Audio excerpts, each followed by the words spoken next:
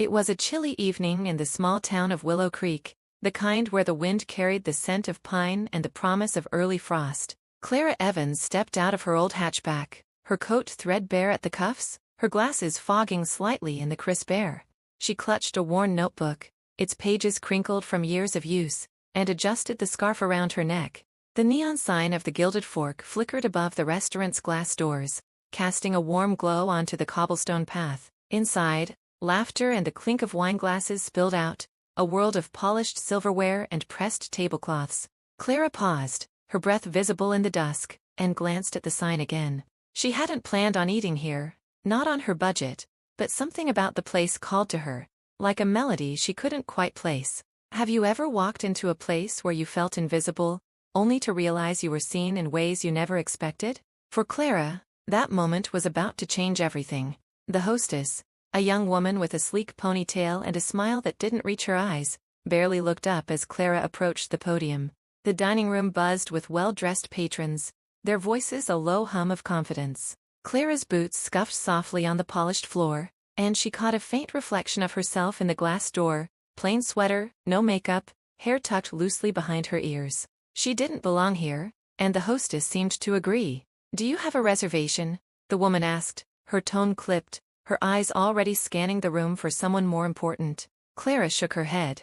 "No, I was just hoping for a table." The hostess's lips pursed, and she flipped through her tablet with exaggerated care. "We're fully booked tonight," she said, not meeting Clara's gaze. "Maybe try somewhere else." Clara's fingers tightened around her notebook, but her voice stayed soft. "I understand. Could I possibly speak to someone about the menu? I'm curious about your dishes." The hostess sighed, her impatience barely veiled. "Ma'am, this isn't a walk-in kind of place. Our chef doesn't do consultations." A couple behind Clara snickered, their designer coats brushing past her as they were ushered to a table without question. Clara stood there, the weight of the dismissal settling into her chest like a stone. She could have turned and left. Most would have. But something, maybe stubbornness, maybe instinct, kept her rooted. She smiled faintly, tucking a strand of hair behind her ear. "I'll wait," she said, and took a seat on a velvet bench near the entrance, her notebook resting on her lap like a shield. The restaurant hummed around her, oblivious. Waiters glided past with trays of seared scallops and glasses of ruby red wine. The air smelled of truffle oil and fresh rosemary, a sensory promise of decadence. Clara watched it all, her pen moving quietly across her notebook, jotting down the way the light caught the crystal chandeliers, the rhythm of the staff's movements, the faint clatter of plates from the kitchen. She wasn't angry. She wasn't even hurt. She was observing, as she always had, seeing the world in details others missed. Her father's voice echoed in her mind, from years spent at their small kitchen table, tasting his experimental recipes. "Food tells a story, Clara. You just have to listen." And tonight, she was listening. 20 minutes passed. Then 30. The hostess glanced her way occasionally, her expression shifting from annoyance to indifference. Clara didn't move. She didn't demand attention.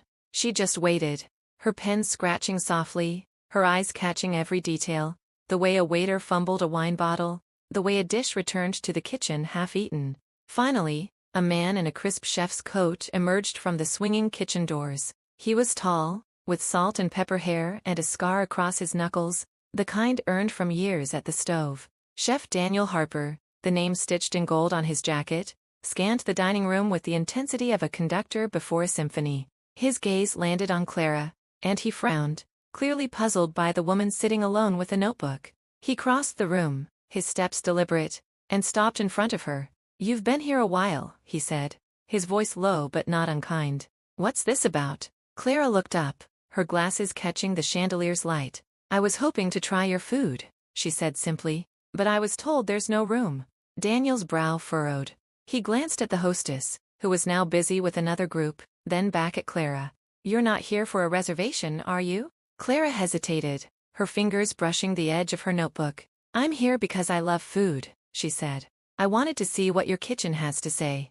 Something flickered in Daniel's eyes. Curiosity, maybe, or recognition. He tilted his head, studying her. "You a writer or something?" Clara smiled, just a hint. "Something like that." He didn't press further. Instead, he gestured toward the kitchen. "Come with me." Let's see what you think of my story. The hostess's head snapped up as Clara followed Daniel through the dining room, past tables of curious diners, their whispers trailing like smoke. The kitchen was a different world, stainless steel gleaming under harsh lights, the air thick with the scent of sizzling garlic and fresh thyme. Line cooks moved in a chaotic ballet, shouting orders, plating dishes with precision. Daniel led Clara to a small counter in the corner where a single stool waited. "Sit," he said, and disappeared into the fray. Clara sat, her notebook open, her pen still. She didn't write now. She watched. A plate arrived moments later, seared duck breast, drizzled with a cherry reduction, paired with roasted root vegetables. The presentation was meticulous, the colors vibrant, but Clara's eyes narrowed as she leaned closer, inhaling deeply. She took a small bite, her movements deliberate, and paused, letting the flavors settle. Daniel returned, wiping his hands on a towel.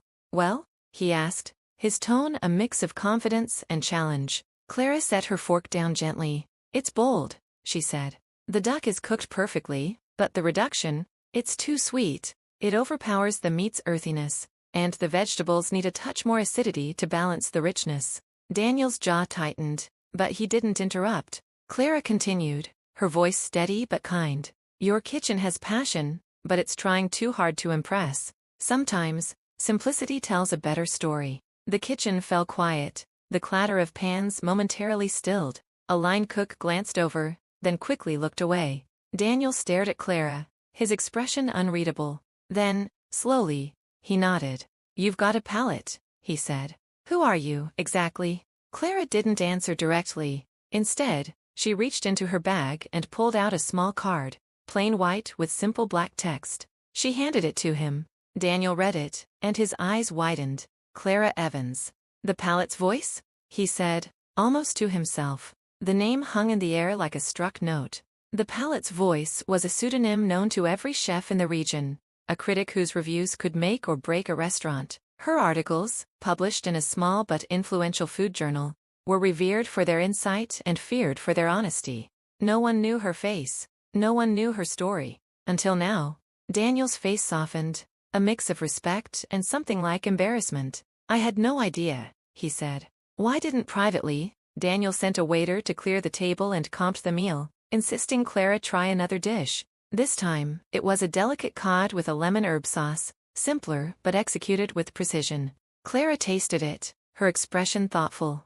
"This," she said, "this is what your kitchen can do when it trusts itself." The next morning, Clara sat at her small apartment table, her laptop open, the glow of the screen casting soft shadows across the room. She typed steadily, her words flowing with the same quiet confidence she carried into the Gilded Fork. Her review was honest but fair, praising the restaurant's potential while noting its tendency to overreach. She didn't mention the hostess's dismissal, though the memory lingered like a bitter aftertaste. By noon, her review was live, and by evening, it was circulating among Willow Creek's food scene. The Gilded Fork's phone began to ring, reservations pouring in from curious diners drawn by Clara's words. Daniel called her personally, his voice warm with gratitude. "You saw what we could be," he said. "I'm reworking the menu. Simpler, like you said. Can you come back next week?" Clara smiled, her fingers brushing the notebook on her table. "I'll be there," she said. The restaurant staff noticed a shift after that night. The hostess was quieter, her smiles less forced. The kitchen moved with a new rhythm, less frantic, more focused. Clara's words had done more than fill tables. They'd reminded a team of their own potential. Weeks later, a letter arrived at Clara's apartment, no return address, just a single sheet of paper inside. The handwriting was neat, deliberate. "You didn't just taste our food. You tasted our story. Thank you for listening." It was signed with a simple D. Clara folded it carefully, placing it in a small wooden box beside her father's old recipe cards. The Gilded Fork became a local favorite, its menu streamlined, its flavors sharper. Clara returned often, always quietly, always with her notebook. She never announced herself, but the staff began to recognize her, offering a nod or a small plate of something new. Each visit felt like a conversation, not with words but with flavors, a dialogue of respect and growth. Her reviews continued, each one a quiet act of service, not to tear down but to build up, to remind people that food, like kindness, could change everything when done with care. Spring came to Willow Creek, and with it, new dishes at the Gilded Fork. Fresh, balanced, honest. Clara walked through the town's farmer's market one morning, her bag heavy with heirloom tomatoes and fresh basil. A young chef from a nearby diner stopped her, his apron still dusted with flour. "You're her, aren't you?" he said, his eyes wide. "The one who changed the Gilded Fork." Clara smiled, adjusting her scarf. "I just wrote what I tasted," she said. He shook his head. "You wrote what we needed to hear." That evening, Clara stood in her kitchen, chopping vegetables with the same care she brought to her reviews. The scent of garlic and thyme filled the air, a reminder of her father's lessons. She didn't write for fame or power. She wrote to see, to listen, to help others find their story. And in that quiet act, she found her own.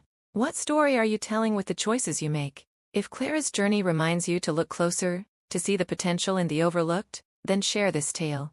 Let it land in someone's heart, the way a single meal can change a kitchen forever.